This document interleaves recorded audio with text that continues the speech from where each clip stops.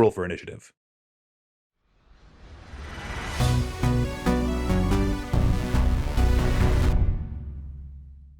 Hello, welcome to Elemental Yarn. In today's development journal update for Tides of Ambition, I'm going to be just barely touching the surface of what combat is like in my game. But before I get into that, I want to really quickly talk about the difference between what I call tactical combat and dramatic combat. So in my mind, tactical combat really harkens back to the early days of the hobby. You know, where Dungeons & Dragons came from was wargaming, and wargaming is still a big hobby to this day. I did Warhammer back in the day, I played War Machine and Hordes quite a bit, and I really enjoy that gritty tactical combat where it's all about maneuvering and positioning and outsmarting your opponent and really trying to find the most efficient and effective way to accomplish your objective. It's very intellectual and board gamey, and I love it. I'm here for it. The other kind of combat is dramatic combat. And when I say dramatic combat, I mean combat that evokes movies and TV shows, where it feels like it has a dramatic arc, and the actions of the characters feel natural and true to them. And the whole combat has kind of a tension throughout, and there's the main dramatic question of who's going to win, and that question will fluctuate up and down as the combat goes on. And you find dramatic combat like this, I think, in a lot of games that are actually less focused on combat. So for example, a game like Blades in the Dark, or a lot of other Powered by the Apocalypse games, where combat is not the central theme, but when you do engage in combat, depending on your GM and players, it might actually feel much more exciting and natural and dramatic than a combat run in a different game, such as Dungeons & Dragons or Pathfinder or something like that. And I think that's because you can rely more on narrative positioning rather than grid-based positioning. It's really more about your characters and what strengths and weaknesses they have in more of a story and narrative sense than a statistical number-based sense. You know, when you do things that are like motivated by your character's backstory and stuff like that, that might give you advantages rather than getting the high ground or flanking or something like that. So like I said, I like both. I like tactical combat, I like dramatic combat. And here's my problem. I want to have both at the same time. I want to have my cake and eat it too. I think there is a perception, maybe a correct perception, that tactical combat and dramatic combat are on opposite ends of the spectrum. So I really want to try and do both. I want to create a combat experience that satisfies both the tactical wargaming players and the dramatic narrative-based players, who are more here for the roleplay. Will this combat end up satisfying each of those types of players half as much as normal? Hopefully not, but we'll see. I'm just going to quickly explain how rolling for initiative works, or rather, how I don't roll for initiative. Most of you watching have probably, at one point in your lives, rolled for initiative. That's probably a pretty safe assumption. In Dungeons & Dragons and a lot of similar games, when the party of player characters ends up in a situation where conflict and combat is imminent, the game master or dungeon master will announce to everyone, roll for initiative. And what that means is everyone's going to make a roll of some kind. Once everyone gets their results, including the game master, who will also roll for all of the enemy combatants and other NPCs who are helping the party, then it's the game master's job to sort them all out from highest score to lowest score, and that will determine the turn order. So the person with the highest score gets to go first, followed by their runner-up, and so on all the way to the bottom with the person with the lowest score. My game does not do that. In Tides of Ambition, the way that you determine the turn order of characters in a combat is a lot more simple. So when a combat is initiated in Tides of Ambition, then the GM will quickly determine what sides there are, who's participating in this combat. And they're basically sorted into units. And a unit is a number of characters who are kind of all on the same team. They're all on the same side in this combat. So typically what you'll have is you'll have the player characters who are all on the same team. They're one unit, and they're up against another unit of enemies. So for example, they bust into a abandoned warehouse to find that it's full of cultists. All the cultists are one unit, all the player characters are the other unit. There can be multiple units at play, so if you've got a Battle of 5 Armies type situation, you can sort each of those into 5 distinct units. So instead of each individual character having their own initiative count or specific position in the turn order, it's sorted by unit.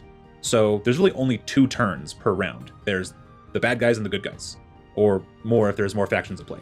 So how do you decide which unit goes first? So the first consideration to make to decide who goes first is anyone surprised? If one unit ambushed another, or broke in the windows suddenly, or leaped on them from above, or snuck up on them in some way, if one of the units is surprised, they'll act last. Simple enough. If no one's surprised, if both units just happened upon each other and broke into a fight, or if they were already aware of each other and then a fight breaks out, then we go to the next criteria. And that is which unit has the fewer number of characters in it. and priority goes to the unit with the fewest number of characters. So for example, if the player characters happen upon one opponent, a unit of one character, then that unit will actually be able to act first. And the reasoning behind this is twofold. One, because the odds are severely against the unit with the fewer number of characters. And we've all seen that so many times where, let's say you're playing D&D and the party encounters one big boss monster creature, and the party rolls initiative, and the monster rolls initiative, and the monster rolls low, and just gets the beat down put on them. All the player characters unleash all of their attacks in one round against their solo opponent, who goes down like a punk in just a matter of a round, and never has an opportunity to use any of their cool powers or anything, and it just feels like a joke. Or the reverse, where you've got a couple of player characters who happen upon a room full of enemies, a la Han running down the hallway and finding literally a million stormtroopers there. And then say the player characters roll low. Okay, well now all the enemies get an opportunity to sling their arrows or attacks against the party to quickly decimate them before they have a chance to act. So the idea with this is that the unit with the numbers disadvantage has a chance to act first. So that's the game reason why it happens. It's to kind of even the odds a little bit and just make it seem like more of a fair fight. And it's also an easy way to determine who goes first. The story reason for this is that if you've got a unit comprised of more than a couple of combatants, and assuming you're all kind of trying to work together in some way, trying to mobilize that many people and have them all act in cohesion is going to take a little more time than just one person acting alone. If you've got a captain and some guards, the captain has to give out orders and they all have to coordinate and figure out where they're going. A larger unit is more clumsy and is going to take more time to mobilize and figure out what they're doing. Whereas the single or couple of combatants who are working together can pretty quickly figure out where they're going. I actually think of volleyball. In school, when I played volleyball, because the class size was so large and because the gym was so small, each volleyball team had, I think, maybe even 8 or 10 people per team. And you'd think that would make it easier to make sure that ball never touches ground, but it actually made it more difficult because the more people that were there, it just made it harder to coordinate. You have 4 people standing in a circle, the ball falls right in between them, hits the ground, and all of them are like, well, I thought you had it. So kind of the same idea. So that's the story reason for it. Does that make a lot of logical sense? I don't know. I think it makes sense, but at the end of the day, the main reason for it is to A, make it easy to decide who goes first in a combat, and B, give the underdog a fighting chance, whoever that may be. And that, again, that may benefit the player characters one day, it may not the next. It just depends on the situation. If 2 or more units are tied for surprise and number of combatants, then you can just determine it randomly from there. Okay, so what is a unit and how does it work on the unit's turn? So each unit has one kind of combined turn, and every combatant within that unit will have an opportunity to use a maneuver and an action at any point during that turn. So for example, the player characters, let's say we've got 3 or 4 of them, during the player character's turn, every single combatant, every single player character will get to use a maneuver and an action. And they can do that in whatever order they want. You can start with a maneuver for character A, and then go to the action for character C, and then go to the action for character A. All right, that's enough explaining. Let me show you how this works in action.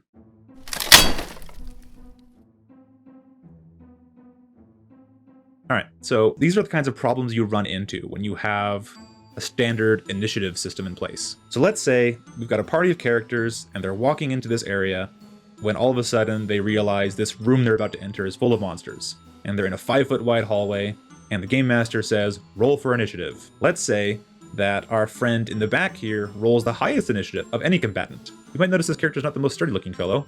He looks to be some sort of mage or wizard or something, not wearing armor. It looks like he's primarily a ranged character. He's got this staff, there we go, that he looks like he wants to use from a distance. So he's even holding his hand out like, no, stay away. But he has to act first. Okay, in most games you can move through your allies' spaces, so sure, let's say he uses his movement to enter the room and finds himself face to face with a giant hydra and 2 lizard men, and he's suddenly feeling very weak and squishy. Maybe he pops off one attack, or he does some spell of some kind, then all the monsters act. They run up, and they put the beat down on him. Dead. Okay, let's try that again. So what can our poor wizard do?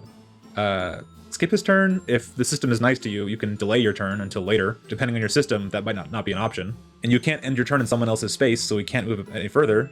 He's too far away to use any of his magical effects on any of the enemies. So, poor player says, oh great, I rolled high, and then quickly realizes they don't really have any good options. So sure, I guess they skip or delay their turn. All right, now let's go to the enemies. Let's say the lizard men rolled highest. So they run up and plug the hallway. Okay, and maybe this one gets an attack off against the knight here, but the Hydra kind of has to sit this one out. Okay, let's backtrack that again. Let's say the lizard men both delay their turns. Okay, great. The Hydra runs up to put the beat down on the knight.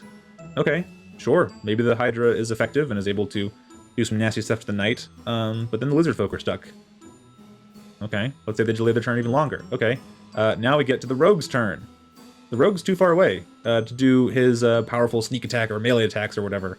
And he's got allies in the way, so even if he tried to do a ranged attack, he'd be at some sort of disadvantage. So he's stuck. I guess he throws a knife. Now we get to the archer.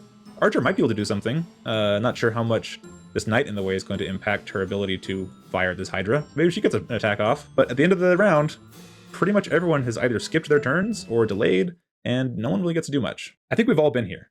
I think we've all had this where the order just makes no sense. And if you have to finagle a turn order to make it so to have everyone delay until the right moment, until things actually kind of play out nicely and make sense, then what's it really valuable to roll initiative in the first place? Or was it more just a step you had to go through in order to satisfy the rules of the game? So I don't know about you guys, but this has happened to me a lot. And as I've kind of evolved as a game master and a designer, I've realized that I hate this. I hate these situations. So sure, if you can delay, then fine. Everyone delays until the correct moment when they should actually logically act. But then at that point, what's the point of rolling initiative in the first place? Was that just a big waste of time? Why didn't you just have everyone go the order they wanted to begin with? So here's what should happen in this scenario. The monsters need to wait until the players can get in the room so that they can unleash their attacks like they want to. So this unit will hold its turn until after the players in this situation. So it goes to the players unit. So the knight will act first. The knight will charge forward and attack at the Hydra. And then the archer will enter and get the high ground on these barrels to try and get a height advantage. The rogue will enter and lurk behind the knight and maybe throw a dagger or something, or wait until it gets a more advantageous move next turn. And the mage will advance and fire off a shot against one of the enemies. Then the enemies act. The lizard folk charge forward, they try and get at the rogue. The other one goes after the wizard, and the Hydra goes in the middle and attacks everyone. There, now we've got a combat where things are happening. And guess what? We didn't have to spend 3 minutes rolling for initiative. It just happened. I've experienced quite a bit in D&D and other similar games where everyone gets locked up in this weird initiative turn order that doesn't make a lot of sense. And it really just bogs things down and makes it more difficult to get through the combat. This is what I'd like to avoid. And if your response to this is, well, the game master should just ignore the rules in this case, and they should do what makes sense, or the game master should adjust the initiative counts to make more sense, or the game master should make all of the NPCs delay when they don't have anything to do. If that's your response, then you're basically saying that it's the game master's job to fix the broken rules. And again, if you have to do all this extra legwork to make the initiative count make sense, why did you roll for initiative in the first place? It takes a long time to roll for initiative. I don't know about you guys, but having all your players do a bunch of math while you do a bunch of math on your end to figure out the initiative counts for all of your combatants, and then having to sort every single character's number in sequential order, that's pretty time consuming. And for me, that really kind of drags the whole dramatic tension to a halt, as everyone does arithmetic for about 3 to 5 minutes, depending. I want to reduce friction wherever I can in game design. Hence the reason that it works the way it does in the current version. If you tune into my D&D streams, you'll probably know that I hate initiative. I forego it quite a bit in favor of team-based initiative, simply because it's a lot easier to track and manage, and I don't have to spend 3 minutes of the stream trying to figure out who acts when. It's a lot of math and arithmetic that I don't want to do. I'd rather just play. For me, rolling for initiative is a barrier to fun. It's a menial, time-consuming task you have to do before you can have fun. If there's a lot of drama and tension in a situation, and the player characters become embroiled in a big conflict, and there's good and evil, and there's spells and combat and weapons and magic and all this potential about to happen, why would I grind everything to a halt and make everyone do a bunch of math for a while? Mostly me as the game master. Here's what I will say. There is one thing I do love about rolling for initiative. And that's when the game master yells out, roll for initiative, and everyone gets excited. I do like that. It's a fun phrase, roll for initiative. Everyone knows what that means. It's like saying critical hit, or it's like saying, oh, fumble, or whatever it is. It's a keyword that like hooks into a game mechanic, and it hooks into expectations of things, and it's exciting. It's like, oh, roll for initiative. But that alone is not worth salvaging the entire initiative system. And in fact, you could just say something else if you want to. You could say, prepare for combat, or something. Like, you could just invent your own phrase. It makes things more engaging for the players, I think, when you can decide when you want to act, rather than the game master telling you, hey, it's your turn, what do you do? You're more proactive. You're saying when you want to act. You're saying, and if you don't say anything, if you don't pipe up, I guess you don't act this turn. So it's in your best interest to declare, I'm going to move over here, and I'm going to do this action. And finally, I feel like it reinforces my idea of tactical and dramatic combat. What's tactical combat? Strategizing, figuring out what you're going to do, when you're going to do it, and how you're going to do it. And you're analyzing the battlefield. A lot of tactics is communication. It's coordinating with your other players to figure out how you can best work together towards a common goal. If you're all wrapped up in a turn-based initiative, it's harder to do that because players are disengaged, or people have to say, oh, on my turn, I'll do this, but then when their turn comes around, the situation's different. And sure, maybe that reflects the chaos of combat, but then it doesn't feel very tactical, and in my opinion, not as fun. And I think it's more dramatic, because now you can have each unit act as a unified force and kind of have their big moment, their big time to shine. And we give a moment to the underdog, because the unit with a fewer number of combatants gets to act first, so they get a chance to do something. Alright, so that was how turn order works in Tides of Ambition. As presently constituted, I will say that already some of the stuff that I have talked about in my first 2 videos is already under scrutiny, and I'm already revising some things. At this point in the video, I would normally go over a Q&A of comments from the previous development journal update, but actually I mostly just got a lot of positive feedback, so I guess I'll just say thank you. I'm glad I made something that people seem to enjoy in terms of the campaign starters and factions and whatnot. One person actually did say, and I agreed with them, they said that it would be nice to show at least a mission example or an example of play as part of a scenario module or something, because what these campaign starters don't do is they don't show you what you can expect kind of in the moment during the session. They don't really show you what you can expect to be doing and what any given mission might look like. So I agree with that. So I think maybe it would be a good idea to include like a mini generic kind of adventure, something that could apply to a variety of different factions and campaigns and stuff. All right, and that being said, let me know what you think in the comments. Tell me about this mechanic. Tell me about how you feel about it. Do you have any concerns about it? What are some other examples of turn order and initiative that you have seen in other RPGs that you think are really nifty? I'm not sure if this turn order system I came up with is unique, but I came up with it. So if you know something else that's similar, let me know. Maybe I can learn from the giants that came before, or whatever that saying is. And what would you like to see next? I think I'm going to do a couple more combat-centric videos to kind of go over the tactical mode, because I know you love it. I know you love the combat rules. I know you're excited about it, so I'm going to show you some more of it. But yeah, just let me know what you want to see in the comments, and I'll take a look, and maybe I'll make that one of my next videos. This has been Elemental Yarn, and I'll see you in the next video. See ya.